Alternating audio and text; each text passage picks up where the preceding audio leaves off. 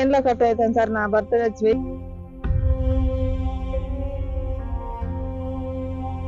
ఆ బోర్ ఎండిపోయి ఇంకో bore వేపిస్తుంది.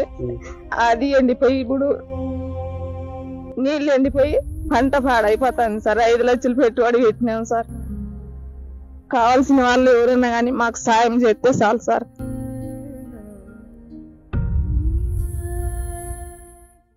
Welcome to Suman TV. మనము ప్రస్తుతం ఇప్పుడు ఉమ్మడి అనంతపురం జిల్లాలోని దర్శింబల చిన్న గ్రామంలో ఉన్నాం. మనము ఇక్కడ జయమ్మ అనే ఒక చిన్న మహిళా రైతు ఉంది. భర్త 25 సంవత్సరాల కిందటమే చనిపోవడంతో 5 ఎకరాలలో ఒక వరిను కర్బూజాతో పంట సాగు చేస్తూ ఒక బోర్ వేయించింది. ఒక బోర్ వేపించడంతో బోర్ ఎండిపోవడంతో ఇంకొక బోర్ కానీ వేసి ఖర్జూరా వరి సాగు చేస్తుంది. ఈ రోజు 2 బోర్లు ఎండిపోవడంతో ఇక వరి మొత్తం అంతా ఎండిపోవడంతో దాదాపు 5 ఎకరాల్లో వరిను కర్బూజాను మొత్తం చేతికి వచ్చిన పంట అంతా ఎండిపోవడంతో నీళ్లు రాకుండా పోవడంతో ఒక నెల రోజులు ఉంటే చేతికి పంట వచ్చే టైంలో ఇలా ఎండిపోవడం చూసి మహిళా రైతు ఆవేదన చెందుతుంది. మరిన్ని వివరాలు మన మహిళా రైతు జయమ్మ ఉన్నారు, ఆయనతో మాట్లాడదాం. అమ్మా, ఎన్ని సంవత్సరాల కిందట మీరు ఈ రైతు దీంట్లోకి వచ్చారు మీరు?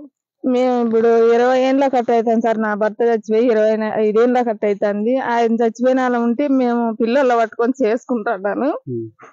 ఓ బోర్ వేపిత్తిమి, ఆ బోర్ ఎండిపోయి ఇంకో బోర్ వేపిత్తిమి. అది ఎండిపోయి ఇప్పుడు మడిను దోస పెడితిమి.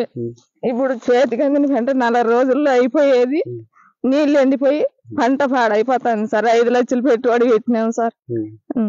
ఏమేమి పంట పెట్టాము? ఇప్పుడు 5 ఎకరాలు ఉంది కదా, 5 ఎకరాల్లో ఏమేమి పంట పెట్టావు? వరి, దోస పెట్టినాం సార్. ఇప్పుడు ముందు మడి అట్లాంటివి పెట్టుకుంటాను, శనక్కాయ, కుసాలు, మొక్కజొన్న అట్లాంటివి పెట్టుకుంటాను సార్. ఇప్పుడు 2 ఏళ్ళు అవుతుంది దోస పెట్టుకుంటున్నాం సార్. అప్పుడు ఒకసారి ఏమో రకంగా పంట చేతికి వచ్చా. ఇప్పుడు 5 లక్షలు అప్పు చేసి దోస చెట్లు పెట్టుకున్నాం సార్. ఇట్లా ఎండిపోయి ఇట్లా ఇది అయిపోతున్నాం. ఎంత నష్టం అవుతుందమ్మా? 5 లక్షలు ఫైన్ అయింది సార్. 6 లక్షల కట్ అయింది సార్. ఎవరైనా ప్రభుత్వం నుంచి అధికారులు కానీ ఎవరైనా వచ్చినారా?